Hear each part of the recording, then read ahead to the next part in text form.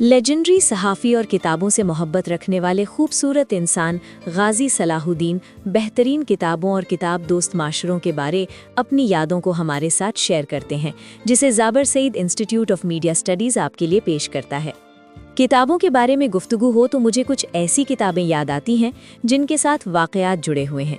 उनमें से एक किताब द ब्रिज ऑन द ड्रीना है। 1960 की दहाई में मैं कराची के अखबार लीडर में एक नौजवान रिपोर्टर था।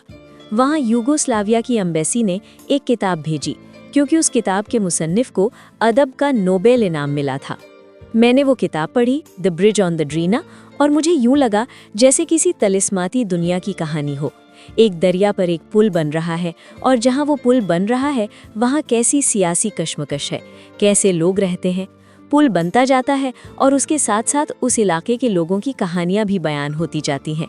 मैं बहुत मुतासिर हुआ और वाकई लगा जैसे कोई तलिस्म होशरुबा चीज़ है।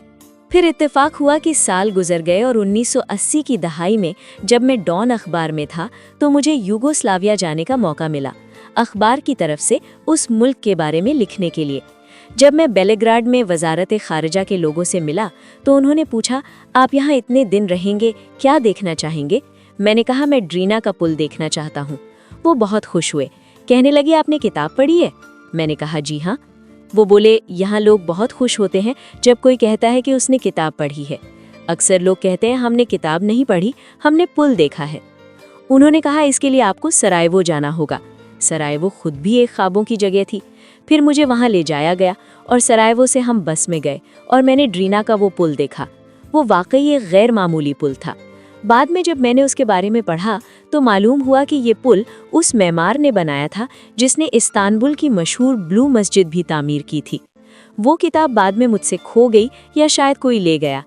चंद साल पहले जब वबा का ज़माना था और कुछ ख़ानदानी मसरूफियात के बाद हमें ज़ाग्रब जाना पड़ा तो मैंने वहाँ उस किताब को तलाश किया। वो आसानी से मिल गई, अंग्रेज़ी तर्जुमे में, सिर्फ उन्वान में मामूली फ़र्क था।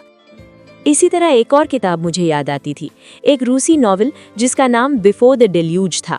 उसमें इनकलाब से पहले के रूस का जिक्र था। मैं सोचता था कि जैसे हमारे हालात हैं वैसी ही कश्मकश शायद वहाँ भी थी, किसी बड़ी तब्दीली से पहले। मैंने गूगल पर तलाश किया मगर किताब आसानी से न मिली।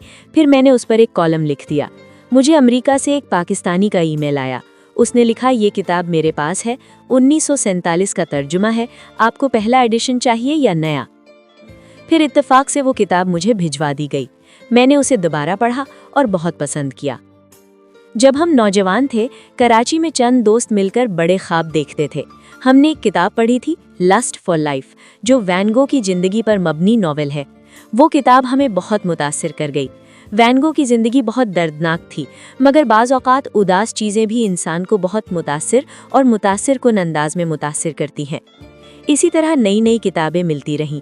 एक बार मैंने असलम अजहर का इंटरव्यू किया तो उन्होंने पूछा, क्या तुमने समरकंद पढ़ी है?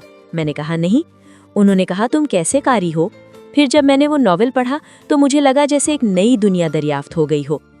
किताबों के साथ मेरा ताल्लुक सिर्फ पढ़ने तक महदूद नहीं रहा बल्कि लाइब्रेरियों से भी रहा। कराची की ब्रिटिश काउंसिल लाइब्रेरी मेरी दर्जगाह थी। मैं वहाँ जाकर किताबें पढ़ता था, अंग्रेज़ी सीखी और वो जगह मेरे लिए एक पनाहगाह भी थी।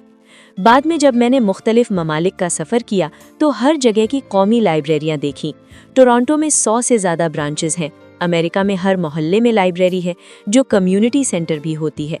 ब्राज़ील, इंडोनेशिया और दीगर ममालिक में भी शानदार लाइब्रेरियाँ देखीं। ये सब देखकर अफ़सोस होता है कि हमारे यहाँ ऐसी सहूलियात कम हैं और लोग कम पढ़ते हैं। हालांकि आज भी दुनिया में छपी हुई किताब की अहमियत बरकरार है। अगर आप किसी बड़े अदीब का इंतकाल देखें, जैसे फ्रांस में विक्टर ह्यूगो का, तो लाखों लोग जनाजे में शरीक हुए।